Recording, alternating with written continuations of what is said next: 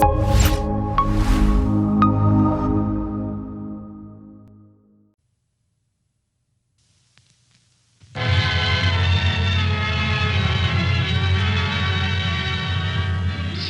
for Star Playhouse presents Charles Boyer, Dick Powell, David Niven, Ida Lupino.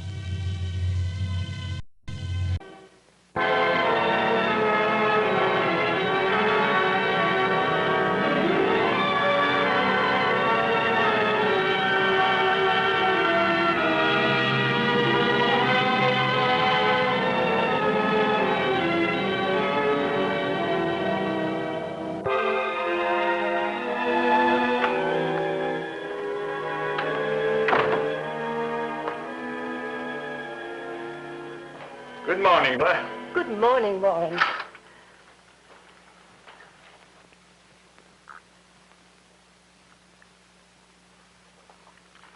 Very refreshing. Yes, dear.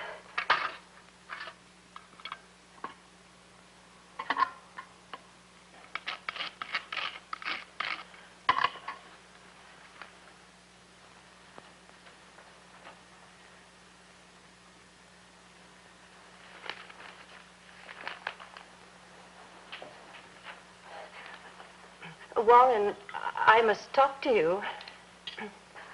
Warren. Warren. Mm-hmm. It's Mrs. Woolridge. She called me. Her husband is so upset. About losing his business, I mean. He hasn't eaten a thing in days. And she cried so I couldn't understand what... Well, couldn't you... I don't mean to interfere, Warren, but... After all, you do have so many enterprises. Couldn't you just let poor Mr. Woolridge keep his... I mean, do you have to take... Too much butter, Nora. Oh, I'm sorry. I'll fix another right away. And your attempt to alter the situation by sentimental appeal of Mrs. Woolridge to my wife constitutes a gross invasion of the privacy of my home. Please be advised that my representatives will be at the offices of the plant at 8 a.m. tomorrow as per schedule to take formal possession of the premises. I shall expect your cooperation. Sincerely, etc., etc. Your attorney, Mr. Thompson, called. He's coming by today at 9:15 with the Continental papers. I told him you had a 9:46 appointment, but he assured me he'd only take 2.5 minutes. Very good. Will that be all, Mr. Grisby? Miss Wilson, I've been seriously considering taking a trip to Havana for several weeks for a rest and to catch up on some work, you understand? Yes, Mr. Grisby? Of course, I shall need a secretary. I think Mr. Thompson is due, Mr. Grisby. Oh, yes. Yes, of course. Will that be all, Mr. Grisby? For the present, Miss Wilson, for the present.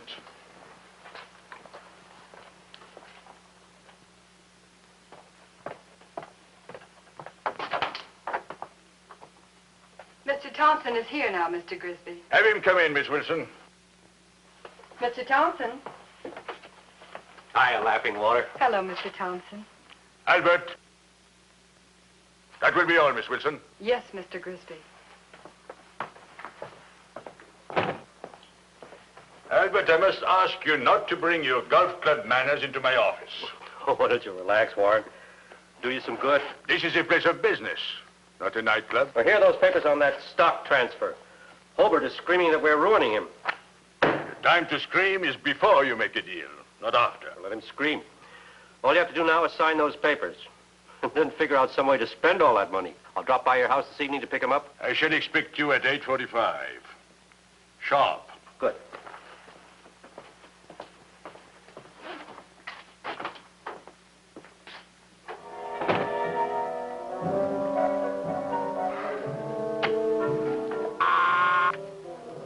Yes? Miss Wilson, Tell Peterson there must be something wrong with the air cooling system. It's much too hot in here. Yes, sir.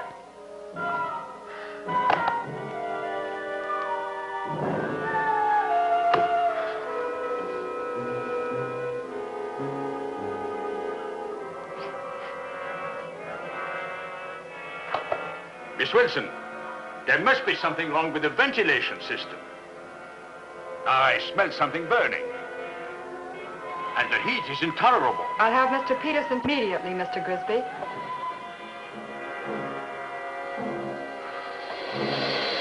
What are you doing here? I distinctly told Miss Wilson I wanted no interruptions. I'm very sorry to disturb you, Mr. Grisby, but I didn't combine Miss Wilson's desk. Impossible. There is no other way in. Oh, but there are other ways. You know the old saying, needs must when the devil drives. What's that got to do with it? You'll pardon me, but a great deal. I came to see you on a matter of great urgency, one in which I feel you can be of great help. Well, unfortunately, Mr. Scratch. Just plain Mr. Scratch. Scratch? You mean you... Come now, I have no time for frivolous jokes. Oh, I can understand your confusion, Mr. Grisby. I am known by other names. Lucifer, for instance. And many others not altogether complimentary. May I?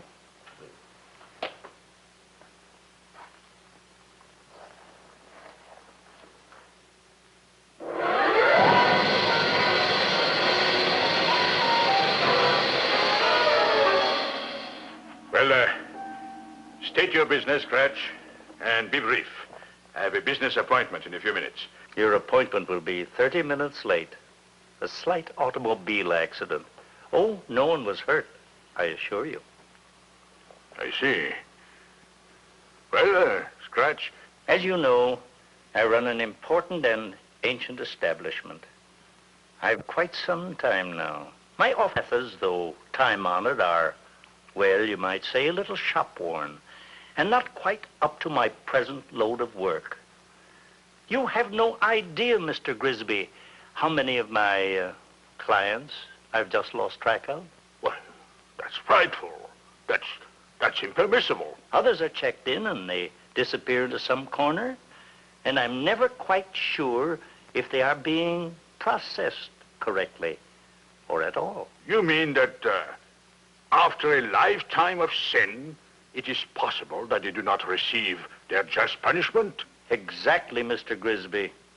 Oh, I know you are as distressed as I am. Very careless of you, Scratch. Slipshod methods. That's just why I need a man like you, Mr. Grisby. Well, state your proposal, Scratch. Spend 2 months with me. No more, no less. Put my place in order. Ensure the efficiency of my organization. Make certain that no sinner shall escape. In return for your services, I will give you a bona fide and unassailable document attesting to what you have done. Think of the prestige that will give you, Mr. Grisby. How do I know that you'll live up to our agreement? Oh, now you may say what you like of me, but the record will show that I always live up to a contract. Hoping you would approve, I drew up a contract for you to look at. It is very brief and to the point. Look.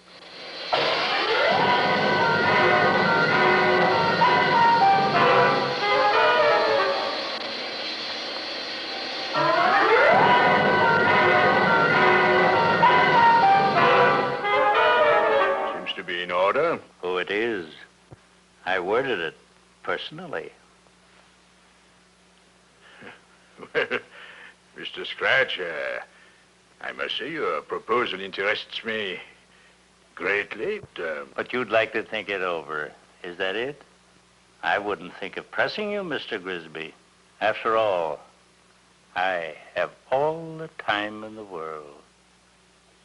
Yes. Well, where can I, Let us say I will be available whenever you are ready. Now, If you'll excuse me, I have other matters to attend to. Oh, don't get up. I know my way out.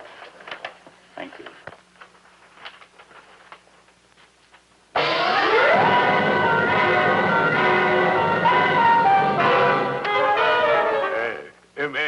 Miss Wilson, never mind calling Peterson. It's much cooler now.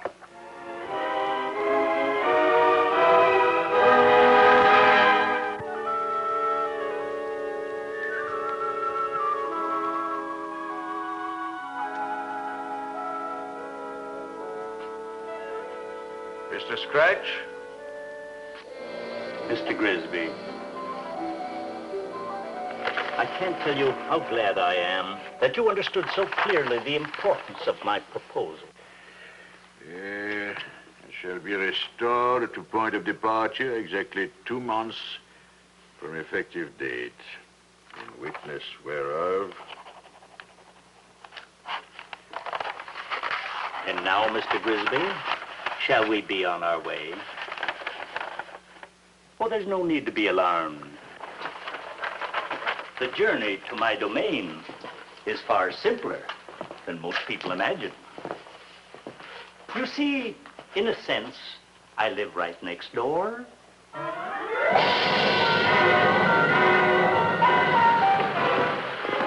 To everybody.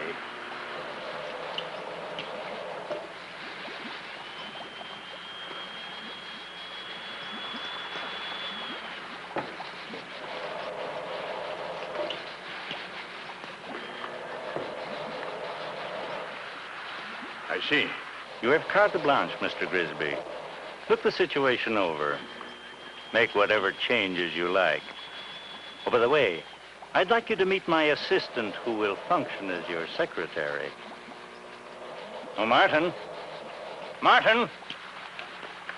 Yes, Mr. Scratch.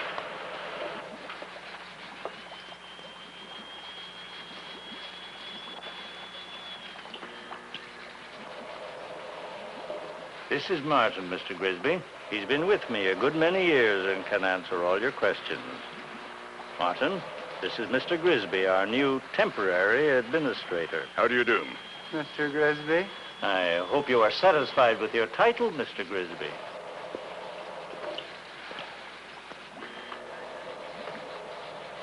I see what you mean, Scratch.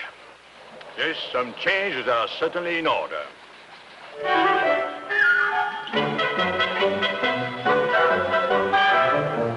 Martin! Martin, come here. Yes, Mr. Grisby. Read the date on that. Count Luca Piombo. Due date September 16th, 1692. Oh, my. Oh, dear. Wherever did you find that, Mr. Grisby? I remember that Mr. Scratch and I hunted high and low for that. Mr. Scratch wanted particular... All right. Find out if this Piombo ever arrived. Yes, Mr. Grisby.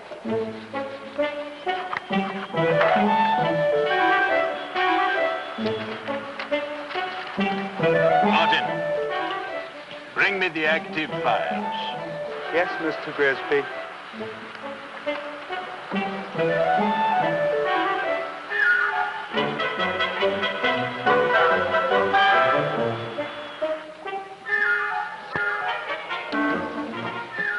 Is that all? Oh, no, I have 3 more closets full, but I haven't had time to sort them out yet.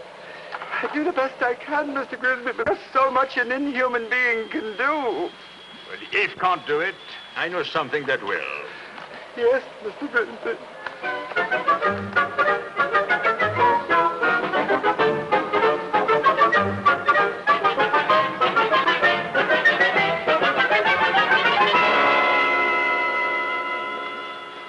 I finally succeeded in getting an inventory on the supplies of brimstone. And I have organized it so that there will be a proper flow of materials to all parts of the establishment. You can see from this report that Martin's alarm was ridiculous. There is enough to go around for everybody. Very good, Mr. Grisby. And there is now a functioning statistical department. Excellent. That's just what I needed. There's one more thing, Scratch. Yes, Mr. Grisby? Martin. He has to go. Martin. But Mr. Grisby, I'm sorry, Scratch. He is completely incompetent. he's been with this office a good many years, Mr. Grisby. Several thousand, in fact. Length of service is no guarantee of quality of service, Scratch. Very well, Mr. Grisby. You are the administrator. I'll tell him myself. Martin. Martin. Yes, Mr. Scratch? I'd like to talk to you for a moment. Yes, Mr. Scratch.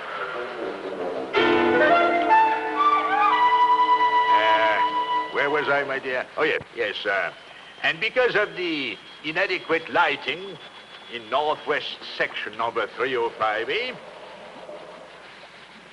many of the inmates have been able to retreat into dark corners undetected and thus evade their labors. This must be corrected.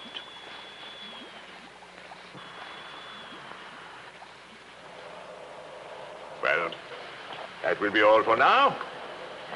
I'm going to the receiving dock. I can be reached there in case of any emergency. Yes, Mr. Grisby.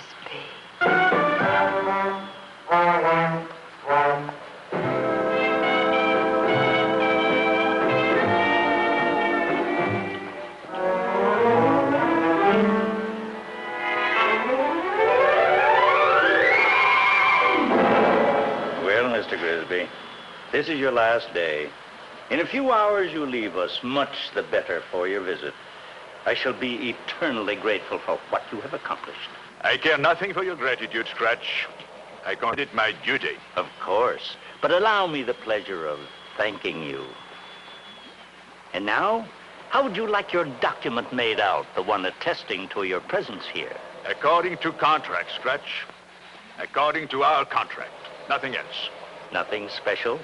No particular wording? Just a straight, business-like statement, but in unquestionable form, if you understand me. Of course. Well, I think I'll have a last look at things, just to be sure that I'm leaving everything in good shape. Do that, by all means. Oh, and Grisby, be sure to have a look at how nicely Karen is managing things now. See you here in an hour, Scratch.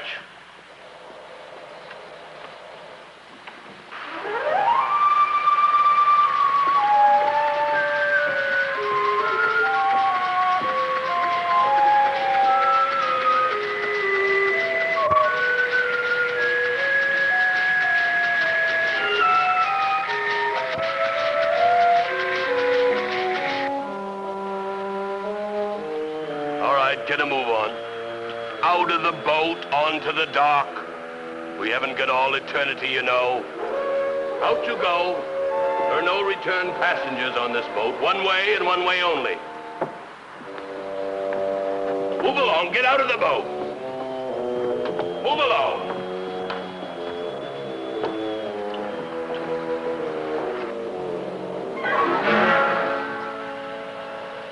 Albert, you. Hello, Warren. How did it happen to you? Oh, I'm not really one of...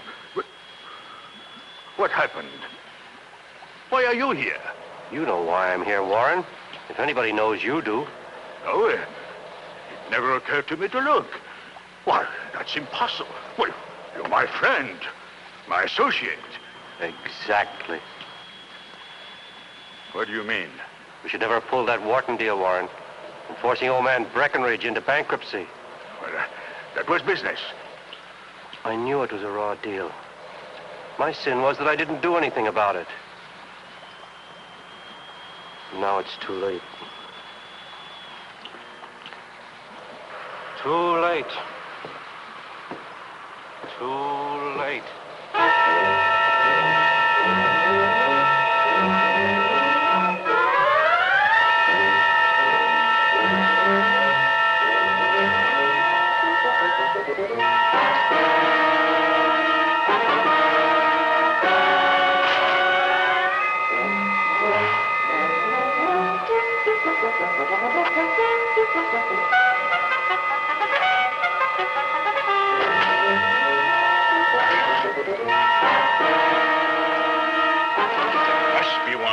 someplace. Or maybe there isn't. Is this what you're looking for, Mr. Grisby? It was hidden in the files. I was just bringing the files up to date, Mr. Grisby, as you instructed me. As I instructed you? That will be all, Martin.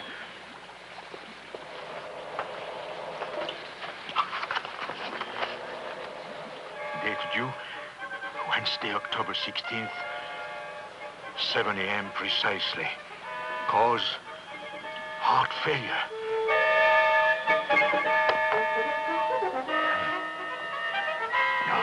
No, it can't be.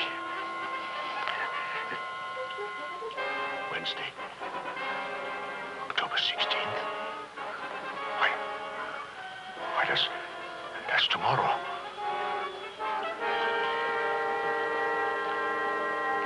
Scratch! Scratch! Where are you? Scratch! Yes, Grisby? You tricked me. You did not tell me I was going to die the morning after I returned. You knew all the time. That's where you're wrong. I wouldn't have known anything about it if the excellent system you installed here hadn't brought your case to light. You mean I might have escaped? We might have lost track of you for a long time. Several centuries, perhaps. But this is unjust. I meant no harm. Oh, come now. You're talking to one of your ardent admirers and pupils, Grisby. Let me see. The time to scream is before you make a deal, not after. Am I quoting you correctly, Grisby? Please, Mr. Scratch, listen to me. I'll make amends. Anything. I promise. I swear. I must confess I'm disappointed in you, Grisby. I didn't expect a deathbed repentance from a man of your qualities. Very well. What is to be my judgment, my punishment? Well, that. It's rather neat. I'm quite proud of it, I must say. You shall be doomed to an eternity of making big deals and having them all fall through. Go now. Your guide is waiting to take you back. And I shall see you here tomorrow at 8 a.m. as per schedule. I expect your cooperation.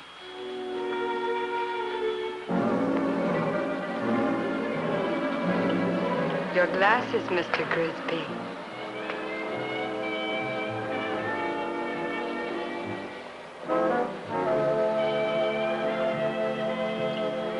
Scratch. Yes? If I am to make big deals, I shall have to have a staff.